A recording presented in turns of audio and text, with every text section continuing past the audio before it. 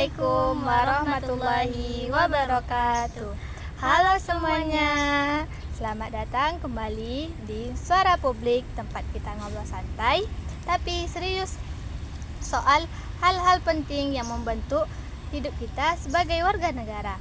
Saya Nurwanda dan saya Nurfadila Anissa akan menemani kamu selama beberapa menit ke depan untuk membahas topik yang serius kita dengar tapi jarang kita kritisi secara mendalam.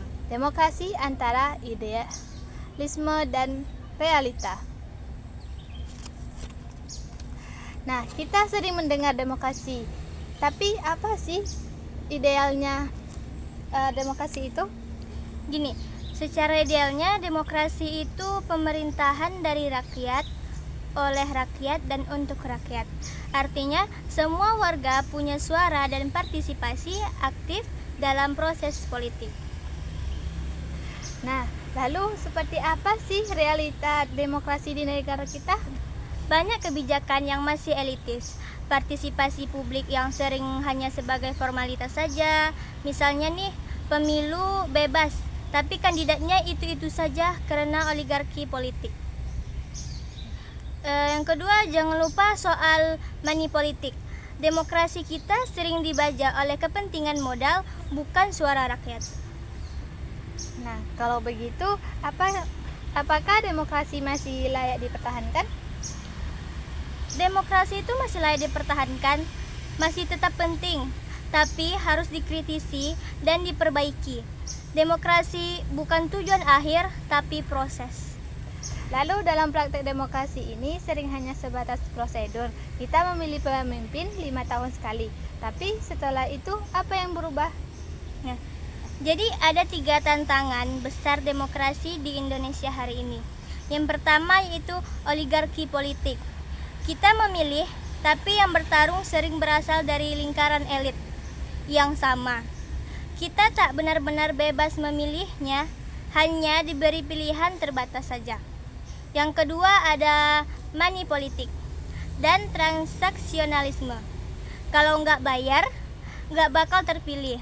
Uang berbicara lebih keras daripada aspirasi masyarakat. Yang ketiga itu ada kebebasan sipil yang ditekan, banyak aktivis yang dibungkam, jurnalis yang diskriminalisasi, bahkan mahasiswa dikawal saat demo. Demokrasi tanpa kebebasan berekspresi adalah demokrasi yang semu. Berarti kita harus menyaruh pada sistem demokrasi ya? Tidak. Tapi kita harus sadar demokrasi tidak datang begitu saja. Ia harus diperjuangkan, dijaga, dan dikritisi.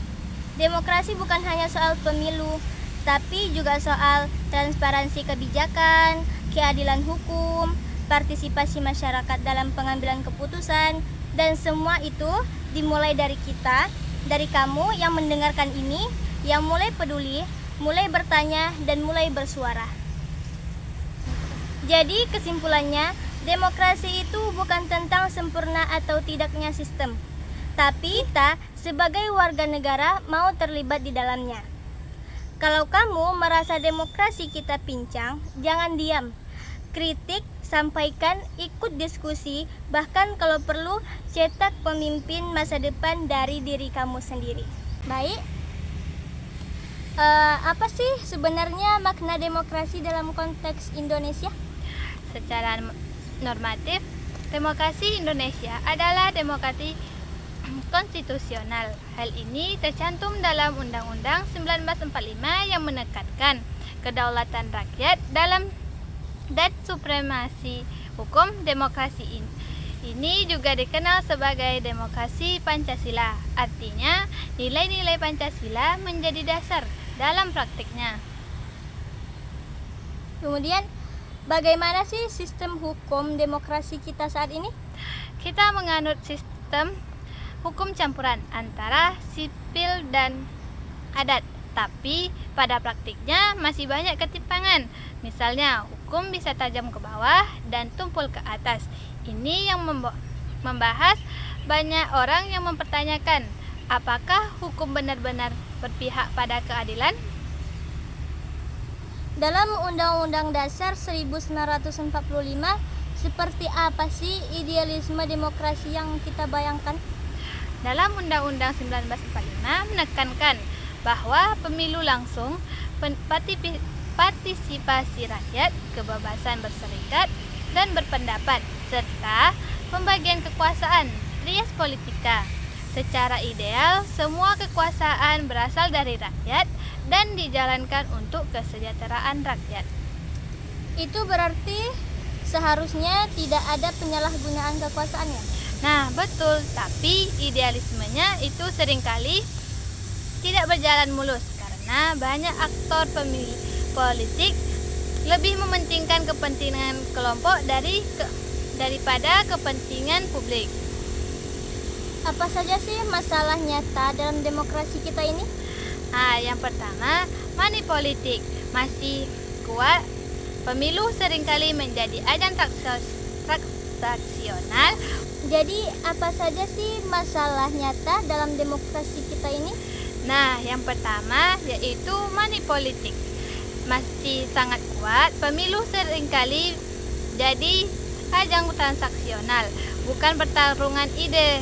Yang kedua, kebebasan berpendapat dibatasi secara halus ada dalam Undang-Undang ITE, resepsi terhadap demokrasi, dan lain-lain. Yang ketiga, yaitu lembaga hukum masih bisa dipengaruhi oleh elit politik. Jadi hukum itu belum benar-benar netral berarti ya? Nah, sayangnya belum. Kasus korupsi misalnya seringkali menyentuh level bawah, padahal aktor utamanya berada di lingkaran kekuasaan KPK. KPK pun mulai dilemahkan oleh revisi Undang-Undang KPK. Jadi apa aja tuh contoh-contoh dari pelanggaran demokrasi? Contoh jelasnya seperti yang saya jelaskan tadi, yaitu pemilu. Banyak laporan tentang politik, identitas, penyalahgunaan bansos, bahkan netralitas aparat negara dipertanyakan. Di sisi hukum, kasus-kasus seperti ini pelanggaran HAM masa lalu belum diselesaikan secara adil. Lalu apa yang bisa kita lakukan untuk memperbaiki itu semua? Nah, kita butuh pendidikan politik yang baik, penguatan masyarakat sipil, dan lembaga hukum yang benar-benar independen.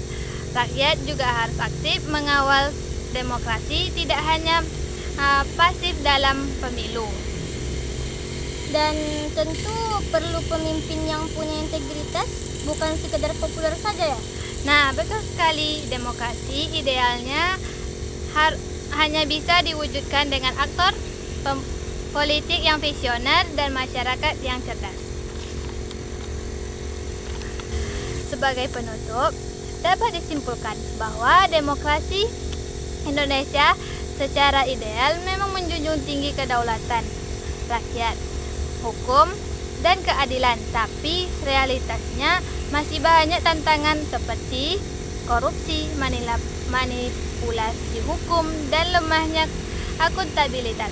Maka dari itu, tugas kita sebagai generasi muda adalah menjadi bagian dari solusi dan aktif krisis dalam berani menyuarakan kebenaran. Nah, jadi itulah pendapat tentang demokrasi antara idealisme dan realitas pada hari ini. Cukup sekian diskusi kami pada kali ini.